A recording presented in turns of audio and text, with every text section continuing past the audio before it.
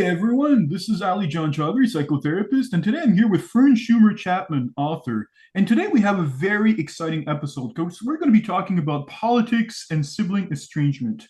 And of all the types of topics that can be divisive, politics is one of the most contentious aspects that further contributes to sibling and family estrangement.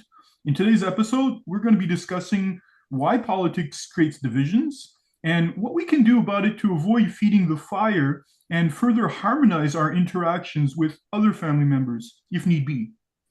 So, Fern, it's wonderful to have you here. Thanks for joining us. Thanks. We'll be fine as long as we don't talk about politics. Well, I look forward to this because I think it's a topic that has plagued every one of us at some point. We encounter someone who has very different values and politics from our own, and we tiptoe around them in order to keep the peace. So I think we both have a few stories to tell on that topic, and I'll let you go first. Oh, yeah. I used to frequent a health service worker in the past, and unfortunately, our relationship ended up breaking down largely because of divisive politics. She often brought her politics on the public front, and unfortunately, in her online exchanges with people. And I warned her about this. I said to her, be careful about bringing your politics or mixing it into your own business because this will come back to bite you if you're not careful. And unfortunately, she saw that as an affront because I disagreed with her opinion, and she didn't like that.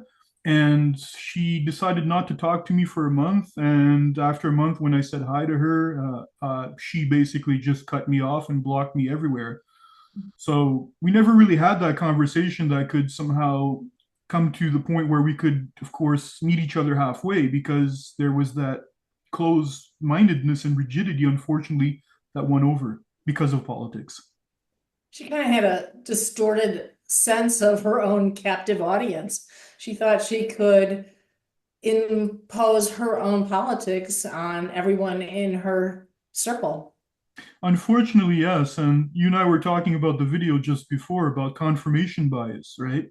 How it is that we can somehow fall into that trap where we just frequent the people that largely agree with us. And when people disagree, then all of a sudden it's not taken very well.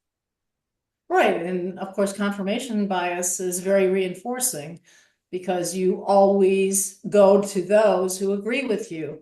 So the question is, and one we intend to answer, is how do you hear and engage in conversation with people who don't agree with you? Exactly. Exactly. I think you had a story also, I think you Yeah. wanted to share, So right? I was just going to say, yes, I was going to say that sometimes, yes, there's no opportunity. And in my case, to have a discussion about all this. And in my case, I had a similar experience in that we used to be invited to a neighbor's home for a holiday every year. And when this neighbor discovered that our politics were very different, those invitations never came year after year. There was never any conversation. We never sorted it out. I still see this neighbor, and there's this awkward presence between us in that we used to be friends, but we're not anymore. Yeah, that really makes it hard when relationships break down that way over politics. And this is a subject not unheard of course, that fosters sibling and family estrangement as well. And I think this is a good segue into what we want to talk about today, Fern. I think that talking about this in terms of what are the causes for these types of issues to arise in families and such that creates that type of defensiveness. And I think one of the points that is important to make is that people identify with certain subjects like they do because they're aligned with personal values and emotions. And some people, they need more validation for that, really. Yeah, I think there's a real divide now, so much so that you almost don't want to expose yourself to people who have or hold opposite positions to you. And once you find out about it, you just scurry away. And it's this whole idea somehow that people think that they're somehow made to be wrong because they disagree. I think there's room to disagree a lot of times about a whole bunch of different things as well. And unfortunately, people see their political view as an extension of themselves, right? And when you're confronting that, it's like somebody's very identity is being shaken up. And really what this does is this elicits defensiveness, right? Right. That was actually just thinking what you said, that it is actually their identity. And the problem with this kind of thinking is you are become so fixed because you're not exposed to other points of view, which could broaden your mind and help you grow. And there are assumptions in this that that person is always wrong and you're right. And it becomes very siloed. Hmm. Exactly. And I think that that's unfortunate, really, when people feel that sense of isolation because it's when communication breaks down because of lack of trust and arguments, tensions can linger, right? And this really stresses communication to the point of falling sometimes into a pattern of avoidance. Yeah, I mean, I think it's natural to have a lot of anxiety and intense emotions when you're dealing with divisive and hot button issues. But you have to be really careful with how far you take that. And you want to approach these conversations with positivity, some level of trust, and some interest in developing rapport with someone. Exactly. I think that's really, really important. And I think that what happens oftentimes is people fall into these types of rigidities where they get really rigid and hard-lined. And really, all we need to do is look at social media, right? Where people share sometimes contentious and controversial point of views without Mhm. realizing that really what they're doing when they're doing that is they're shutting a lot of people out. Right. One way to combat that is to channel your favorite peacemaker and try to ask yourself, how would that person behave in this situation? Rather than simply digging in deeper, how open is your favorite peacemaker to hearing other opinions? Exactly. I think that's a good way of looking at it as well, that you don't fight fire with fire, right? And oftentimes people don't realize it, but even generational differences can play into this, right? Because priorities will change with age. And what may concern some older people may not necessarily be the same issues that are concerned are concerning the younger people and such. So it's important to realize also that it can look as though people are resistant to change, but really it's sometimes even generational. It's really sometimes even stages of life that causes people to be more concerned about particular issues per se. Right. I think it's sometimes hard for young people to understand that. But yeah, I think whether you're talking to somebody who's older or a peer, you have to sort of acknowledge the good and the bad on both sides and not turn everything into that black and white showdown. Yeah, exactly, And it's good that we're talking about this because oftentimes, all these types of situations can really mirror sibling estrangement as well, because there's so many parallels when it comes to this that play themselves out with the subject of politics within families, right? And one of the things that comes up is the issue of abandonment in feeling somehow that your personal view is invalidated when your sibling or family member fails to acknowledge your perspective, right?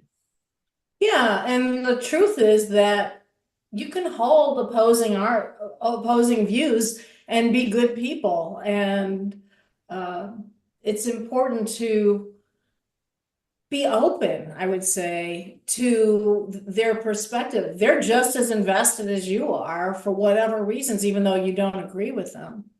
Exactly, right? And oftentimes we can experience a sense of betrayal by seeing what we thought was a safe place within our family turn into a place that's divisive, detrimental, hurtful, and dangerous if we're not Mhm. careful and we fall too much into this. Which is why it's really important to think about how you're going to approach this topic. So, because the approach sets the groundwork. And if you come at it with a hostile, aggressive attitude, you're not going to get very far. But if you come at it with a more open and curious framework, you might actually learn something. Exactly, exactly. And I think that's important to have that type of mindset as well. And we're going to get into what we can do in a few moments, of course, because Right. there are some strategies that we've talked about that can be helpful, of course, for our viewers. Um, Mhm. Another thing also I think that can happen is the idea of feeling isolated within the family when a dominant narrative takes over, which we can disagree with. It makes us feel sometimes as though we're unimportant, and really can create a sense of isolation and feeling as though we're left unheard, which really ultimately can foster alienation if we're not careful. And this echoes what you were saying earlier about estrangement issues, because you start to feel like you've been dismissed or invalidated, and then you get defensive. And these are exactly the same things that happen in a non-political argument with a sibling. Yeah, exactly. So there's so many parallels that can, of course, start to be observed when it comes to what causes estrangement, and you look at how politics can be divisive, especially and such, and what that can do within families. So let's talk about what we can do, Fern. One of the things that I think is important, of course, is to set boundaries when it comes to politics, and keeping certain political subjects off the table can be helpful in maintaining a neutral stance, because I know that's what I do in my Facebook group, right? I think it's important that we make sure that it doesn't fall into the idea of one camp against the other and all that type of stuff, because again, it's not conducive to a productive conversation. Yeah, and with Thanksgiving dinners coming up, oftentimes politics emerges as a topic. And a lot of families actually have some maternal or paternal force who says, we don't talk about this. This is not who we are. The relatives and the relationships at the table are more important than the political divides. And so that's something to think about too. Maybe you can appoint somebody who's going to patrol this. Well, that's always interesting to observe, when you can already plan things ahead and try to, of course, be able to harmonize conversations and such. I think one way to do that also is to focus on what's common between each other, right? Allowing each person to make room for each other's personalities, as we've mentioned before, right? Because once you start to do that, then really what you're doing is you're acknowledging the other, and you're allowing all parties to feel emotionally validated with one another. And if you can't acknowledge each other, at least acknowledge the children. I know of families who always place the children's needs above everyone else's. So what does that mean? That means if people need to be vaccinated for the sake of the children, they all have to vaccinate. If they all need to wear masks because of the children, they all wear masks. So the idea is that they're going to say what's best for the children and put that as the priority. Hmm. Yeah, and that's good to, of course, be mindful of all that. And if politics does come to the surface, I think it's important, of course, to briefly talk about why this is important to the family member on an emotional and empathic level. And as a therapist, I think that's very important to be able to do that, right? And to offer active listening in such a way that that can bring down defenses in such a way that the other person can feel heard. So if we're doing that, then really what we're doing is we're building bridges, which actually helps to make room for each other. And the problem is a lot of these times these conversations are reduced to a debate where there is no active listening. There isn't a dialogue in all of this.